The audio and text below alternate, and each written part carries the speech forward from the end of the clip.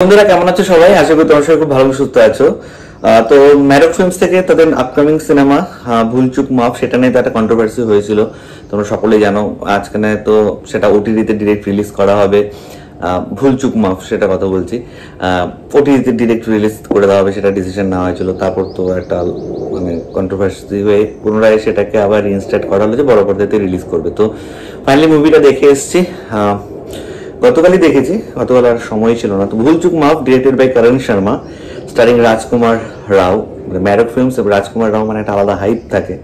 ভূমিকা গব্বি আছে তার অপোজিটে, সঞ্জয় মিশ্রা, রঘুবীর যাদব, সীমা পাওয়া, জাকির হোসেন সহ আরো অনেকে রয়েছে।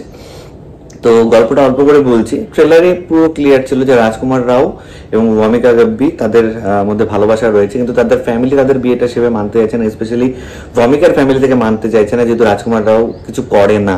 তো তাকে 2 মাস সময় দেওয়া হয়, বলা যে 2 মাসের মধ্যে তাকে একটা সরকারি চাকরি খুঁজে আনতে হবে। তখন তার দেখা হয় সঞ্জয় মিশ্রার সাথে, যে ক্যারেক্টারটা এখানে টাকার বিনিময়ে সরকারি চাকরি করে দেয়, এবং ফাইনালি রাজকুমার রাও সেই চাকরিটা পেয়েও যায়।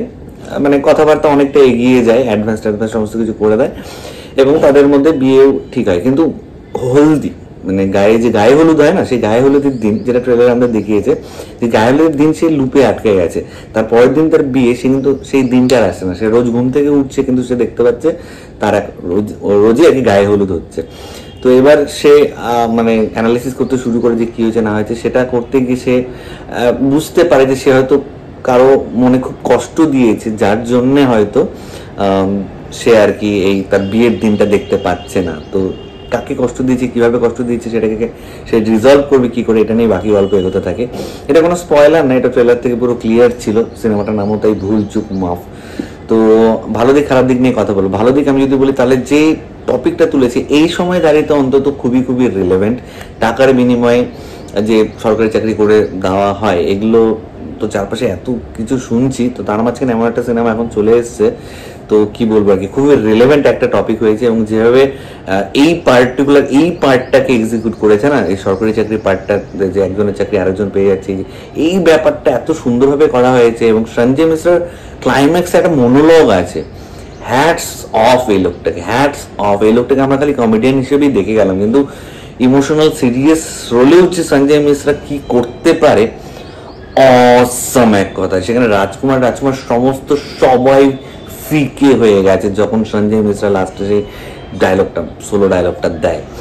পারফরমেন্সের কথা যদি বলি, রাজকুমার রাও, ভূমিকা, তারা তো নো ডাউট খুবই ভালো করেছে। ভূমিকা দেখবে কোথায় যায়, তার 2025-26 সালের লাইন আপে 10-12টা সিনেমা অলরেডি আছে, কারণ খুবই ভালো এক্সপ্রেশন দেয়, খুবই ভালো এক্সপ্রেশন, খুব এক্সপ্রেসিভ ফেস, তার কথাবার্তা, বডি ল্যাঙ্গুয়েজ খুব ভালো। রাজকুমার রাও তো কি বলবো।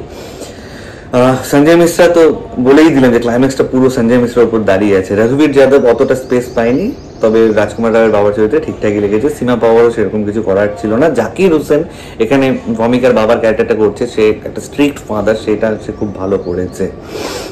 এছাড়া আরেকটা ছেলে ছিল, সেই ছেলেটা আমি স্পয়লার দিতে যাচ্ছি না, কিন্তু মানে যার সাথে খুবই খারাপ একটা ঘটনা ঘটে আর কি, সেই ছেলেটাকে খুব সম্ভবত আমি লাস্ট গ্রাম চিকিৎসালয় ওখানেও দেখেছি। ওই ছেলেটার পারফরমেন্স নো ডাউট খুব খুব খুব ভালো ছিল।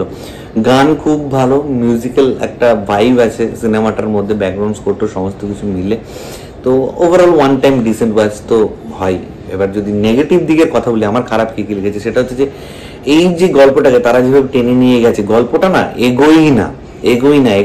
তুমি খালি জাস্ট ওয়েট করবে যে কখন রিভিলেশন গুলো হবে, ক্লাইম্যাক্সে কি হবে সেই পার্টটা আর কি। বাকি জিনিস একই জিনিস বারবার ঘুরে যাচ্ছে।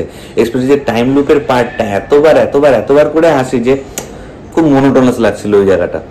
তো সেই জায়গাটা একটু মেকার্সদের কেয়ারফুল হওয়া উচিত ছিল। আর একটা জিনিস আমার কোথাও গিয়ে ফিল হয়েছে যে তুমি এত পাওয়ারফুল অ্যাক্টরদের নিয়েছো, দেন তুমি একটা ডিফারেন্ট স্টোরি ট্রাই করতে পারতে। তারা নো ডাউট যে টপিকটা নিয়েছে খুব খুব খুব ভালো রিলেভেন্ট একটা টপিক, কিন্তু আমার মনে হয়েছে শুধু একটা যে টপিকটা আছে না, ওটার উপর তুমি একটা শর্ট ফিল্ম বানাতে পারো। সেটা 15-20 মিনিটস বা হাফ এন আওয়ার একটা শর্ট ফিল্ম বানালে ঠিক আছে, কিন্তু ওটা নিয়ে একটা সিনেমা বানাতে গিয়ে তারা যেভাবে টেনেছে এবং কিছু জায়গায় পুরো ধেরিয়েছে, একদম ফালতু লাগছিল জায়গাগুলো, ফালতু। তো ওই জায়গাগুলো একটু কেয়ারফুল হওয়া উচিত ছিল। ওভারঅল তো এমনি কমেডি, ফ্যামিলি ড্রামা যেরকম হয় সেরকমই তারা রেখেছে। বেনারসের উপর পুরো বেস করে গল্পটা।